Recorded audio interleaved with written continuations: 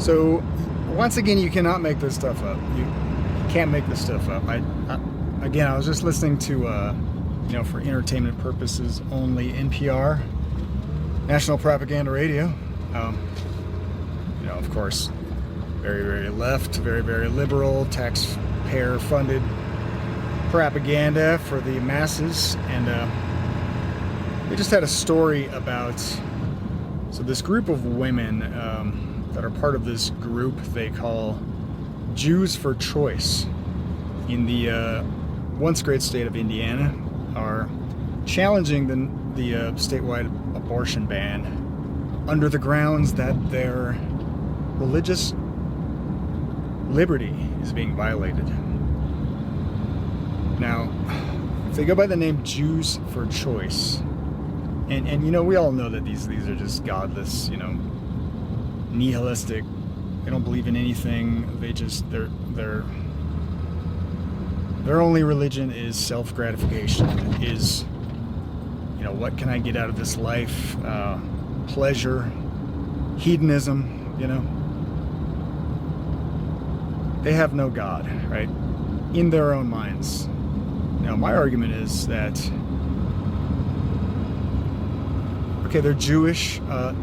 From what I understand of Judaism, pretty much frowns upon the killing of babies, and even goes so far as to frown upon copulation, out of wedlock, right? Pretty sure you have to be married in order to have sexual relations in Judaism. Now, things may have changed a little bit. The world is changing, right? Along with all the harlot churches changing along with it. But yes, I'm trying to turn. My whole argument is, why don't they just come clean and admit that they worship the fallen one, right? They are loyal to the God of this world, the God of sin, suffering, and death.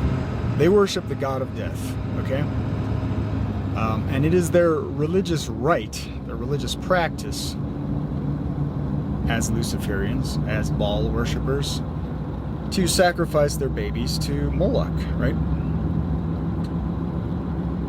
Then maybe they'd have some ground on which to stand, right? To stand up against this state mandate, I guess, against abortion. Instead, they try to twist things and they call themselves Jews for Choice, right? Right? Cloaking themselves in the sheeply garb of Judaism, which, is, of course, a protected minority group. We're all against anti-Semitism in this country, in this world today, right? But your religious choice isn't quite a very good match if you're going to go around claiming that your religion offers you the right. And this is not just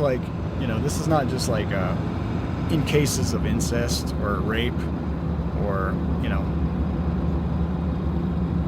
when the mother's life is actually threatened by the birth of the child. No, this is just your free will choice, right? To be able to kill on a whim. And that is what you're doing. You're killing a human being that's growing inside of your body, okay? Now, I realize you have the right to your own body. Bodily autonomy, right? Now, where was all the protests? Where was all the lawsuits during the vaccine mandates? Somebody please enlighten me. Especially from anybody on the left, right? No, you were just willing, obedient, government-worshipping sheep.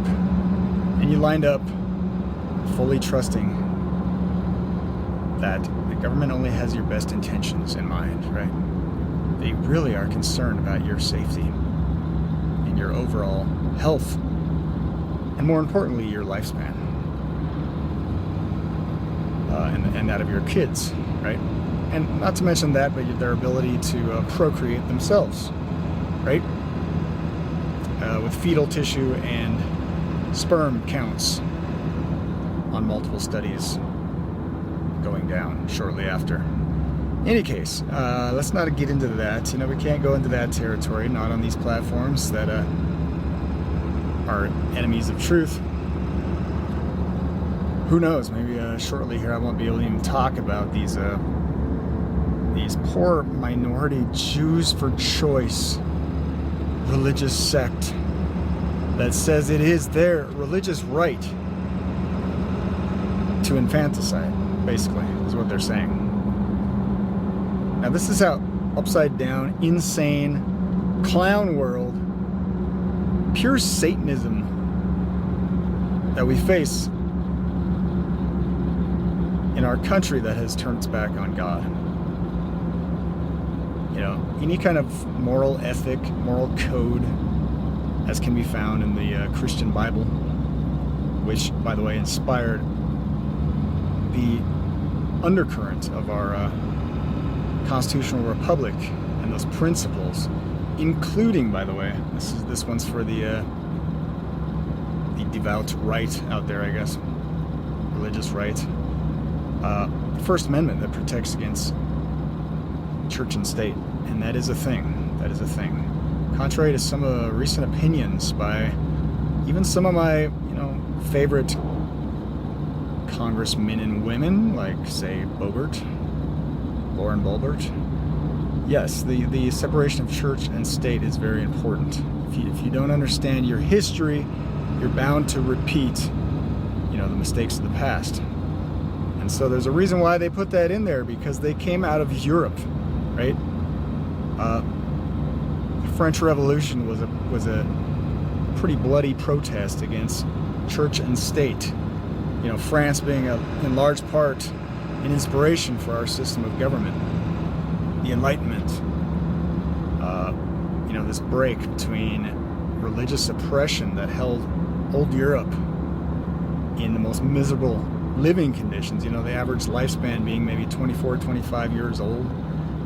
That's what happens when you have the church controlling the state. FYI, to my religious right brothers out there and sisters. Now, of course, I lean right, I lean libertarian, I lean constitutionalist, right? But you got to be careful when this pendulum swings. You got to be careful for what you're standing for. And these same powers can be misused from the other side once they swing to the opposite side of the pendulum. That's the short-sightedness that most people have. They don't realize that, hey, if you grant powers to this guy, right? What happens when the next guy gets those powers? The guy that doesn't agree with your, say, religious views, your religious exemptions. But this is just extreme clown world absurdity, right? To say that you have any religion can qualify you to have the right to just on a whim choose to kill, which is what you're doing. I mean, embrace Sharia law then, jihadis, right? Go around killing for Allah because it's your religious duty, right? And it's, like I said, I don't think these people have any religious convictions. They're just trying to manipulate, right? They see a opportunity to exploit this clause or that clause in the law, and they're going to make up some group with some BS name like Jews for Choice. Whatever it takes to just have that, that bloodlust, to satisfy that bloodlust, right? You can't just stop killing babies, guys. You got to keep up this infanticide. You got to keep up this mass genocide. Or else what? We might not have a population collapse like Musk and others have warned about. People not having enough babies because everybody's too selfish to have kids these days. Right? Who wants kids? In any case, it's just insane. Yeah, as soon as I heard that, I was just like, are you freaking kidding me? Are you kidding me? people are sick in the head and you're nihilistic, you have no meaning in life, because ultimately, if you don't value the meaning, the value of a little unborn child growing inside of your body, the gift of life itself, then you do, like I said, worship the God of death. Whether you want to admit to it or not, whether you want to say, I'm agnostic, I'm atheist, I don't give a crap about religion, I'm just going to exploit it to get what I want, right? To make up some bullcrap in court, create a court case, get some GoFundMes. I'm sure they got, funding all over the place from every bloodthirsty baby killer out there. But ultimately, like the old Bob Dylan song says, you got to serve somebody. And you better make a choice. And you better realize that if you don't make a choice for the God of life, for the author of life, for the God of love, who created women, yes, women, with the miraculous ability to birth a little human being with all that potential, an entire lifespan wrapped up in her womb, and the great privilege and the great responsibility it is to raise that child accordingly, right? And again, like I've said in the past, there's no greater self-esteem than to tell a child that you are made in the image of God, formed fearfully in the womb from a loving creator that has a purpose for you, right? Life isn't meaningless, okay? And these people are so sick and so deprived, so godless, that they don't value anything. And they're going to sit there and pontificate and try to manipulate the law by exploiting this little, you know what, I got a little religious group and you're violating my religious rights. Like they give a damn about religion. Jews for choice. Why don't you go read the Old Testament? Okay? Yeah, some of the Tanakh, the Torah. How about you go read it and see what, Yahweh has to say about infant sacrifice. These people have a judgment day to face. You might not believe it or not, but trust me, they will one day stand for what they've done, for what side they've chosen to stand on, for what truth they've chosen to trample on, for how many babies they've chosen to kill. They will stand before the judgment throne of God, the Most High, all-powerful, all-knowing God. And they will face, along with their father, the devil, that lake of fire, eternal hellfire, be burned up forever and forgotten if they do not choose life, the author of life. Choose ye this day who you will serve. As for me, I serve the God of life and not the God of death. You can still repent. You can still turn from your wickedness. Even if you've killed babies in the past, you can still turn away from your selfish, self-serving,